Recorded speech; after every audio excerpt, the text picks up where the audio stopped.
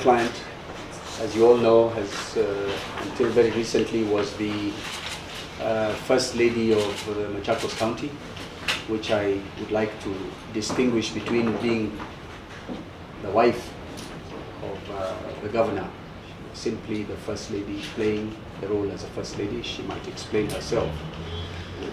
So as you all are aware, that relationship has ended, and it ought to have ended in a manner that would not provide any more media coverage that is negative.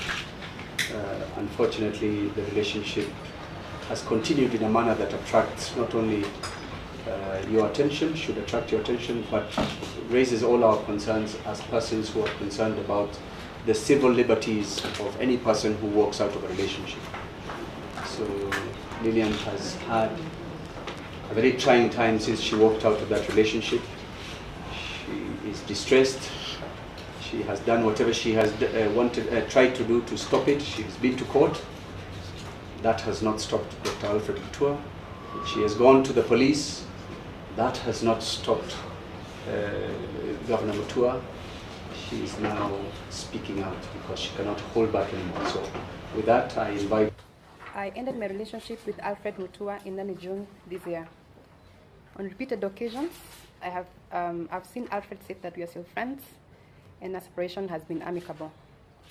These are Mr. Mutua's usual theatrics and lies, as Alfred and I have not spoken since August 2021. On September 8, 2021, Mr. Mutua, accompanied by his police bodyguard, Martin Zingi, arrived at my apartment and took away a car that was fully registered in my name with a spare key that he had illegally obtained. Mr. Mutua fraudulently transferred the ownership of the car in the logbook into his name and thereafter sold the vehicle to a third party. I filed a case which is pending in court, so I'll not comment further on this. I wish to rather state that the purchaser should be on notice that I maintain ownership to the vehicle. I call for a criminal investigation into this serious criminal offense by Alfred Mutua. Along the same fraudulent conduct, Mr. Mutua recently and illegally transferred my shares in the Dash Enterprises, the hotel company, to his sister Anne Bandi Mutua. Again, a clear act of fraud. At no point did I execute a transfer of my shares or otherwise transfer my 1,800 shares, that is 45% shareholding in the company, to him, let alone his sister. My advocates have managed to trace the transaction documents from the company registry. Here are the documents. They are on the back. They are on the back of the presser. Both documents have been lodged at the company registries together, effectively defrauding me of 90% of my shareholding in Dash Enterprises, a company I founded in 2014, indeed after my own high school nickname. I was called Rapting Dash in school, so you can ask everybody I went to school with.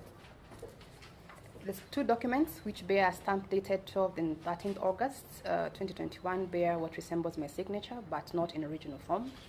And clearly the signatures have been electronically superimposed. The transactions by Mr. Mutua are clear and obvious frauds, which he has committed in false and mistaken belief that he's above the law and will not be held to account for his criminal acts against me. Mr. Mutua is reacting to our separation. Was indicated that I wanted to move on with my life, he thought otherwise. At a meeting at Windsor Golf and Country Club on September 22nd, in the company of our two mutual friends, and of the two criminal incidents, I requested Alfred Mutua for mature and amicable separation and reminded him that after all, we were not married. Mr. Mutua angrily termed me as his enemy number one and threatened to crush me to ash, as he takes away everything I have and everything I own. Indeed, this has already started, as he has demanded through his lawyers that I refund any money he has ever given to me or made available for my use. He also threatened to harm people close to me, and he demanded I apologize and retract the two statements I've made on social media regarding our breakup, which I obviously declined. He stated that he had offers from people to kill persons close to me, and threatened that he will actually take up the offer to teach some people a lesson. He arrogantly said that he is a very important person in this country, very powerful, and he will and can get away with anything and everything he has planned to do to me and those close to me. He added that his social media machinery is ready and waiting to finish me. I put that in bold, finish me and my friends completely. On October 7th, 2021, I filed a case in the High Court of Milimani, Nairobi, for a restraining order because I believe my life and those around me are in danger.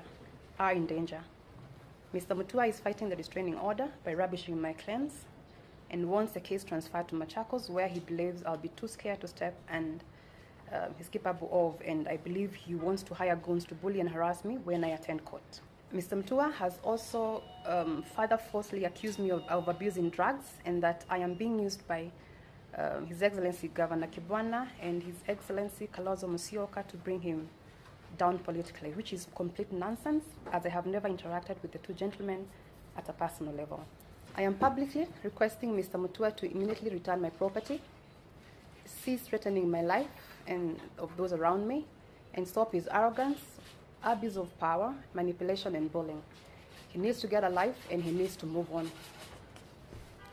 I therefore appeal to the Inspector General of Police and the Director of Public Prosecution to expedite the investigation and charge Alfred Mutua for the serious crimes he has so far committed, because I and my friends are scared and before anything else happens to us. Lastly, what I have described amounts to a form of GBV, that's gender-based violence, known as psychological and economic gender-based violence. Mr. Mutua is out to destroy me, both psychologically and economically, and must be stopped by the government. Any and every form of GBV must be shunned and the perpetrators punished heavily.